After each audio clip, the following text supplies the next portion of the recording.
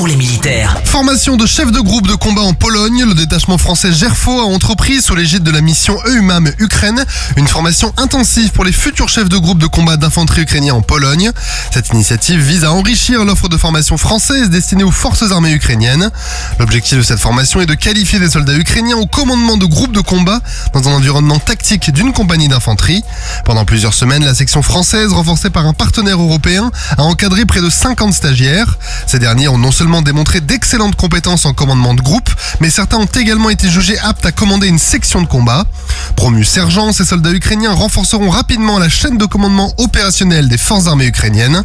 Ce stage de haut niveau, qui est adapté aux besoins des partenaires ukrainiens, sera reconduit en plusieurs cycles jusqu'à la fin de l'année. Les forces armées aux Antilles ou FAA se préparent à la saison cyclonique avec l'exercice Anti-Ex. L'exercice était centré sur un scénario basé sur l'ouragan Tammy qui était survenu l'année dernière. Il permet de renforcer la capacité de réponse des FAA aux catastrophes naturelles dans les îles des Antilles. Il entraîne notamment l'ensemble du personnel de l'état-major des FAA à leur rôle en cas d'alerte et d'activation du poste de commandement interarmé.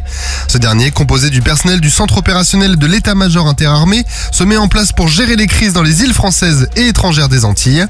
Les FAA, qui s'entraînent régulièrement dans ce cadre, sont prêtes à apporter une assistance matérielle et humaine en coopération avec les autorités étatiques sous l'autorité du préfet. Des Joint Terminal Attack Controllers ou JTAC français, australiens et malaisiens ont mené un entraînement conjoint de guidage de frappe aérienne au Nakuru Airfield en Australie. Cet exercice, qui fait partie de l'opération Pitch Black 24, s'est tenu dans le désert du Northern Territory, à 600 km de la base aérienne de Darwin de la Royal Australian Air Force. Le but de la mission était de détruire plusieurs cibles de haute valeur en guidant des F-18 australiens et malaisiens. Les commandos ont ainsi progressé en zone désertique pour reconnaître les radars et désigner les cibles à détruire. Cet entraînement multinational permet d'éprouver les procédures communes et de renforcer la coopération entre les forces françaises, australiennes et malaisiennes.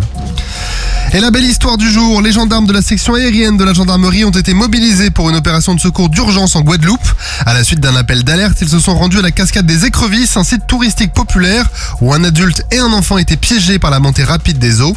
En arrivant sur place, les gendarmes ont rapidement évalué la situation et ont découvert que d'autres personnes étaient également bloquées de l'autre côté de la rive et étaient prises au piège par les eaux tumultueuses.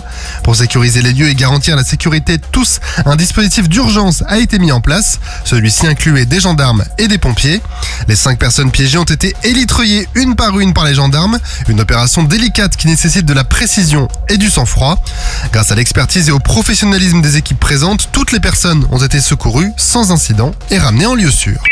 Sur terre, sur mer, comme dans les airs. Skyrock PLM, en équipe avec Cuneo, la mutuelle des forces armées.